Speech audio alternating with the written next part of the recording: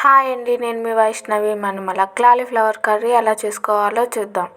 క్లాలీఫ్లవర్లో పురుగులు ఉంటాయి, శుభ్రంగా చూసి కట్ చేసుకోవాలి. కట్ చేసుకొని ఒక సట్టి పెట్టి అందులో వాటర్ పెట్టి వాటర్ వేడవనివ్వండి.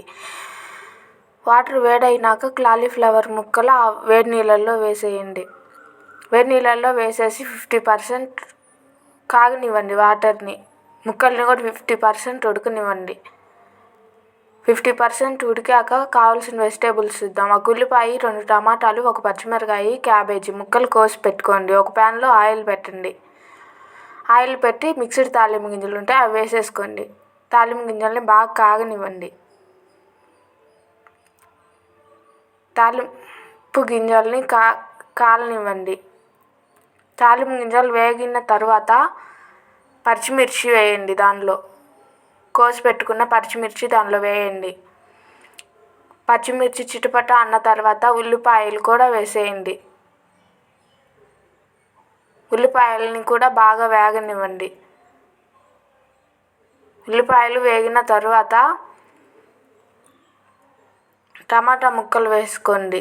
ఉల్లిపాయలని బాగా వేగిన తర్వాత వేసుకోండి టమాటా ముక్కలు. ఆ గ్రేవీలో ఉల్లిపాయ ఉడకదు, నూనెలోనే మగ్గనివ్వండి ఉల్లిపాయని. ఉల్లిపాయ బాగా వేగిన తర్వాత టమాటా ముక్కలు వేసేసుకోండి. కోసిన 2-3 టమాటాలు ఉన్నాయి కదా, అవి వేసేసుకోండి. టమాటా ముక్కలు వేసిన తర్వాత టమాటాని బాగా మగ్గనివ్వండి. టమాటా మగ్గితే కర్రీలో గ్రేవీ మంచిగా వస్తుంది. టమాటా మగ్గకపోతే ముక్కలుగా ఉండిద్ది. టమాటాని బాగా మగ్గనివ్వండి. టమాటా మగ్గితేనే గ్రేవీ వచ్చిద్ది కర్రీలో. బాగా కదిలించుకుంటూ మగ్గనివ్వండి టమాటా కర్రీని. కలుపుతూనే ఉండండి. స్టవ్ హైలో పెట్టి కదిలిస్తూనే ఉండండి టమాటా కర్రీని.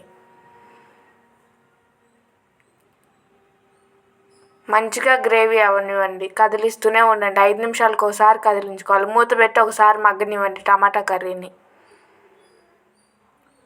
ఒక 5 minutes ఆగి మగ్గినాయో లేదో చూసుకోండి టమాటా కర్రీ. టమాటా కర్రీ మగ్గనివ్వండి బాగా. మగ్గకపోతే ఒక హైలో పెట్టి ఒక 5 minutes కదిలిస్తూనే ఉండండి దగ్గరుండి. టమాటాని బాగా మగ్గనివ్వండి. టమాటాని బాగా మగ్గిన తర్వాత కోసుకున్న క్యాబేజీ ముక్కలు వేసేసుకోండి.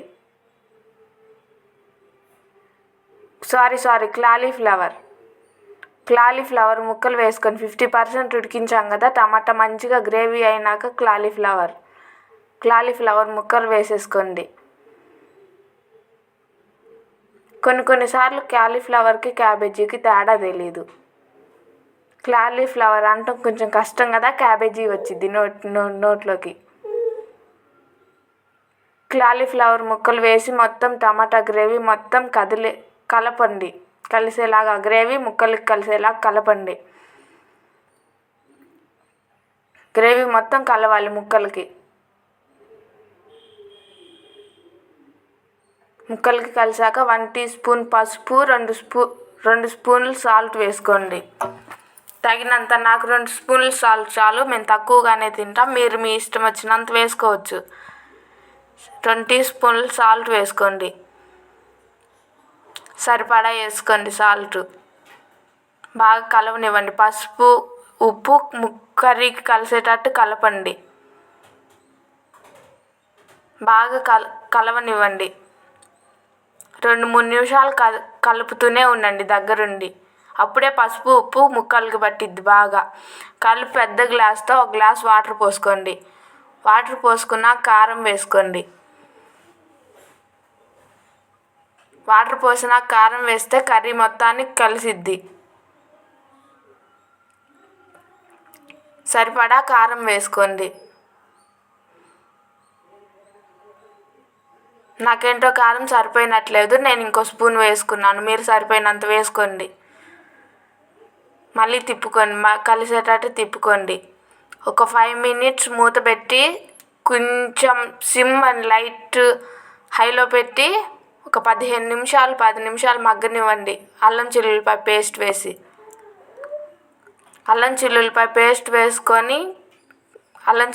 పేస్ట్ కలవనివ్వండి. కలిసినాక మూత పెట్టండి. 10 నిమిషాలు ఆగి మూత తీసి చూడండి. కర్రీ కొంచెం దగ్గర పడి ఉండిద్ది. మళ్ళీ ఒక 10 నిమిషాలు ఆగి చూసుకొని కొత్తిమీర చల్లుకోండి. కొత్తిమీర చల్లి మళ్ళీ కలపండి కర్రీని. చూసారా, మనం పోసిన వాటర్ అన్నీ పోయినాయి. వాటర్ పోసుకొని అవన్నీ పోతే కర్రీ టేస్ట్ వస్తుంది. వాటర్గా ఉంటే టేస్ట్ రాదు. సిమ్లో పెడితే పోతాయి ఆ వాటర్ అన్నీ, ఫుల్లో పెడితే. చూసారా కర్రీ ఎంత బాగుందో. ఈ ప్రాసెస్ చేయండి. కొత్తిమీర వేసినాక మళ్ళీ ఒక 5 minutes మూత పెట్టి సిమ్లో ఉంచి, వాటర్ లేవు కదా, సిమ్లో ఉంచి కర్రీ ఉడకనివ్వండి. చూసారా ఎలా వచ్చిందో. కర్రీ రెడీ అయిపోయింది. కొంచెం వాటర్ ఉన్నాయి అనుకుంటా, మళ్ళీ ఫుల్లో పెట్టి తిప్పుతూనే ఉండండి. ఆ వాటర్ మొత్తం పోయేలాగా గ్రేవీ వచ్చిద్ది వాటర్ అన్నీ పోతే. చూసారా రెడీ అయిపోయింది కూర. అన్నం వేసుకొని కర్రీ కూరలో వేసుకొని తినండి. నేనే తింటున్నాను.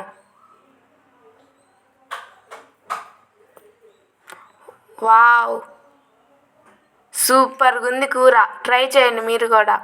ప్లీజ్ మన ఛానల్ ఫస్ట్ టైం చూస్తున్నట్టయితే ప్లీజ్ సబ్స్క్రైబ్.